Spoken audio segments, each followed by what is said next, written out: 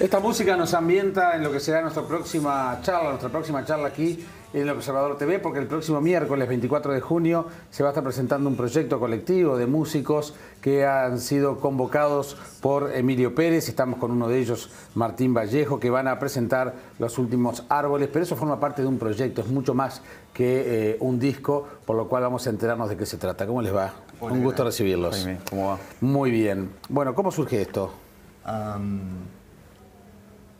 Básicamente es muy complejo y cuanto más complejo es algo, de modo más simple se puede definir. A ver, explícame.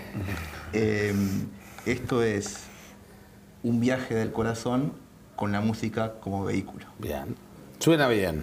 Y si empezamos a aterrizar un poco como proyecto, porque acá estamos hablando de algo material, préstamelo así lo voy mostrando. Estamos hablando de un proyecto que, bueno, como tú estabas diciendo, tiene que ver con la complejidad, pero también tiene que ver con la simpleza. A ver, exactamente de qué se trata, qué es este disco y qué es este libro que tengo acá.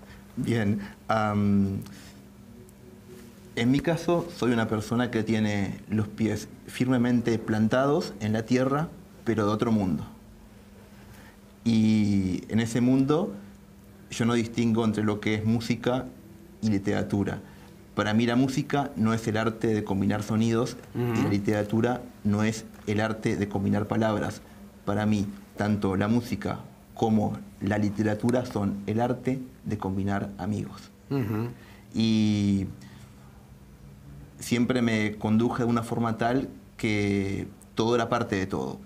Yo de chico tuve una situación que no podía hablar y eso me afectó hasta los 18 años. Y mi mundo estaba lleno de música y de libros. Siempre digo que yo leía muchos discos y escuchaba muchos libros. Y mi sueño era ser músico, mi sueño era tener un mundo lleno de música, porque ahí me remitía principalmente para ordenar la realidad. Y lo que pasó cuando crecí es que empecé a escribir sobre bandas jóvenes.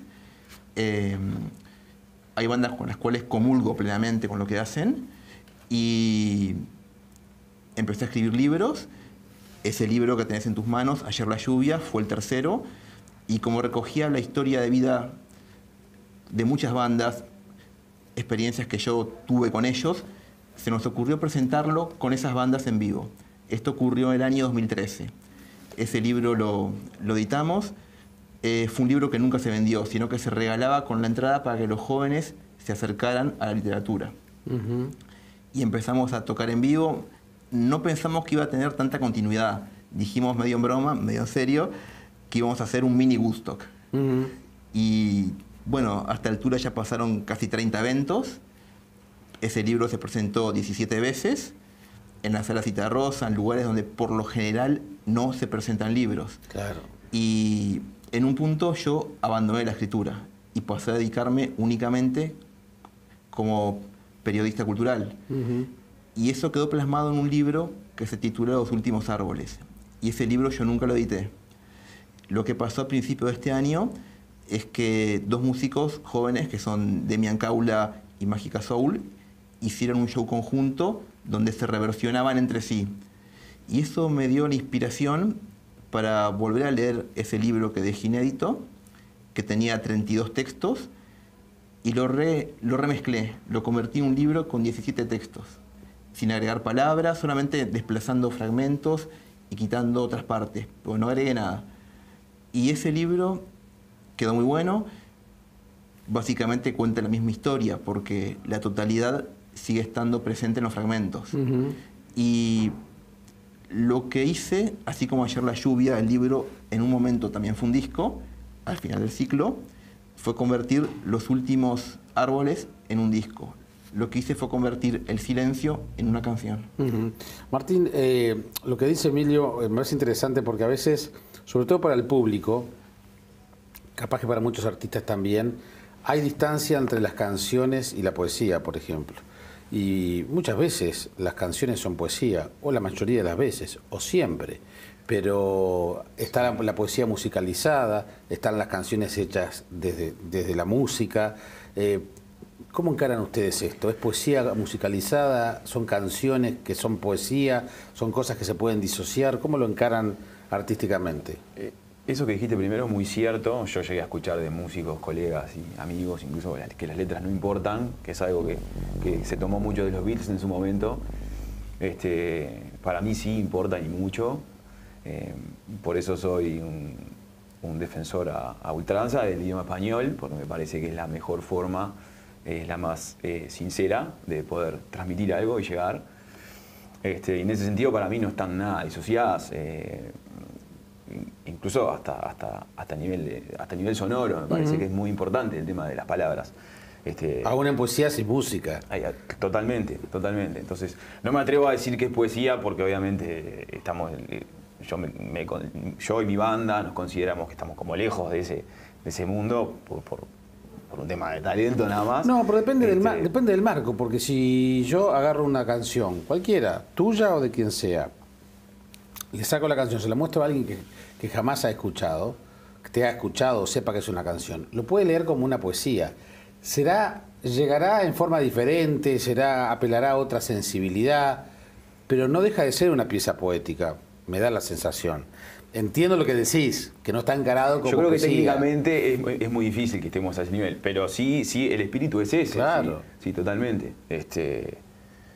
Me parece que, no sé, ahora me acuerdo de Sabina, por ejemplo, que es un tipo que combina con excelencia los dos mundos. Exacto. Pero creo que hay muy pocos casos así. Pero sí, diría que las letras importan y mucho, en mi caso, por lo menos. Sí, sí. Cuando conversábamos con la producción, de la presencia de ustedes aquí, se hablaba mucho de una...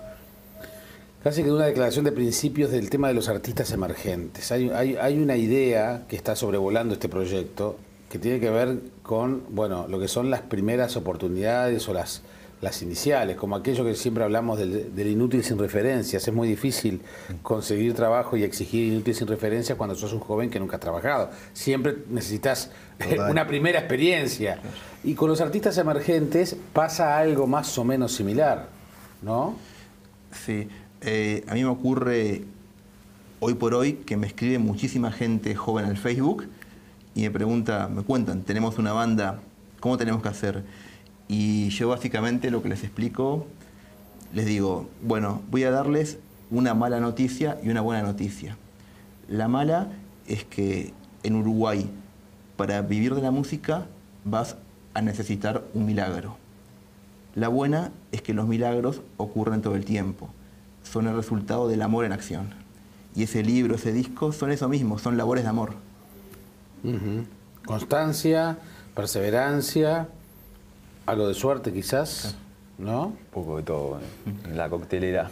Claro, lo que pasa es que también el medio, por eso voy al ejemplo del inútil sin referencia, porque el medio es un medio muy perverso. Uno dice, hay una cantidad de lugares para actuar, que esto, que el otro, pero cuando vas a golpear una puerta, se hace complicado, y más si no sos conocido, y más si no tenés un disco, y más si, se entran a sumar los escollos. No tenés historia artística porque sos joven. No tenés un disco porque todavía no has podido, porque no se ha podido encarar y porque además un disco no se hace así nomás. No has tocado en muchos lugares por esos motivos anteriores. Y entonces entras a juntar una cantidad de cosas y decís, bueno, ¿qué hago? ¿Dónde me ubico? ¿Por dónde arranco? Igual eso te tiene, si vos sos un creador, eso no, tu esencia es hacer las cosas y eso es un aliciente, no te tiene que echar para atrás. Sí. Claro, pero no hay espacios, es difícil, no existen los espacios, eso es verdad, hay que fabricárselos. O sea, llegó un momento que a mí por lo menos me pasó de que en algún punto me frustré por no encontrar esos espacios para poder mostrar lo que hacemos o para encontrar palos en la rueda en general. Pero es un poco como, estoy de acuerdo con Emilio en que llega un momento en que tenés que, acá en Uruguay, me parece que tenés que asumir de que tenés que fabricarte todo. Tenés que hacerte el espacio, tenés que hacerte el camino, tenés que crearlo vos. O sea, no tenés que golpear una puerta, tenés que hacerla. Está bien. Es un poco así, me parece ese es el espíritu. ¿Y cómo se forma un público? Porque en definitiva las audiencias se forman. Trabajamos para... Yo entiendo lo de los actos solitarios, escribir para uno, todas esas justificaciones yo las sé, porque yo también las hago. Y lo entiendo cuando un creador lo dice. Pero llega un momento en que cuando uno decide mostrarlo, quiere que llegue. Después si gusta o no gusta es otro tema. Total. Es que lo primero justamente es definir el público, porque si vos le hablas a todo el mundo no te escucha nadie. Exacto. En el caso de mi libro, este es un libro para que los jóvenes lean. Y yo lo escribí pensándolo de esa forma. Y es un libro incluso para gente que no lee nunca leyó un libro. Me pasó que en el primer evento, en la Sala Citarrosa, regalamos 200 libros, que fue el público que asistió. Era de barros blancos, de manga, la mayoría. Y después, mucha de esa gente me escribe y me cuenta, fue el primer libro que leí en mi vida. Y eso es fuerte. ¿Y eso por qué se da o por qué se dio? ¿Sospechás? ¿Por qué está pensado así? ¿Por la temática, por la forma, por las palabras? Sí, es todo eso. Mira, para empezar, el libro tiene microcuentos y una novela corta, que son las formas personalísimas de la literatura, porque uno tiene que completar la historia. También estamos en la cultura de la información, que hay un bombardeo constante, y un texto muy largo, un libro muy largo, un joven puede no leerlo. También, al ser presentado con las bandas que en buena medida lo fueron inspirando, era un gancho adicional. Veías la otra cara de la moneda, digamos. Y eso generó interés de los jóvenes, lo leyeron. También es un libro que está en internet desde el primer día, en descarga libre. Todos los libros que he publicado, también el disco que editamos ahora, se descarga de internet. Creo que el arte no se compite, el arte se comparte. Y aparte el conocimiento no se agota por compartirlo, es al revés, se multiplica. Voy a bajar abruptamente el nivel de espiritualidad de esta conversación. ¿Qué papel juega el negocio de la música en todo esto? O del negocio de la cultura, como ustedes la encaran. Porque si el disco se baja gratis, si el libro se baja gratis, y digamos, un artista aspira a vivir de su trabajo. O sea, claramente. es absurdo que tú te dediques a crear canciones, a cantar, que tengas tu banda de esto, pero en definitiva tu ganapán sea ser taxista. O empleo público. Entonces, ¿qué papel juega todo el tema del dinero en todo esto? Y termina siendo importante, aunque uno no quiera o aunque nos pese, aunque nos incomode. El negocio en Uruguay es como todo, ¿no? O sea, comparado con lo que es la industria musical a nivel internacional, es algo ínfimo, o sea, prácticamente claro, inexistente. A nuestra escala. Pero sí, yo en lo personal sí aspiro a poder vivir de esto, para poder hacerlo todos los días de mi vida. Claro. Para no tener que hacer otra cosa y restarle tiempo a lo que amo, más que nada por eso. Entonces el negocio en ese sentido juega un papel bastante protagónico, porque hay que mirarlo desde ese lugar también. Sobre todo por un tema de sustentabilidad a futuro, ¿no? Me parece. No es por el dinero en sí mismo. No, te entiendo perfecto.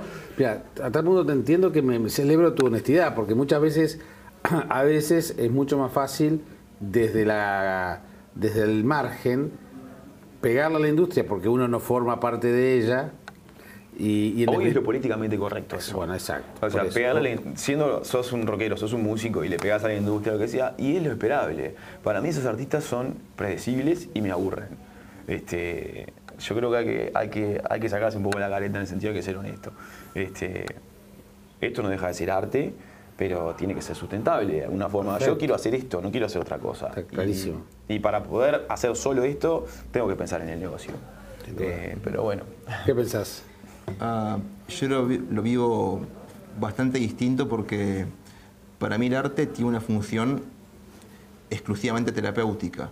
En mi caso, en base a todo lo que hice con los libros y los discos, es que yo adquirí la capacidad de poder hablar.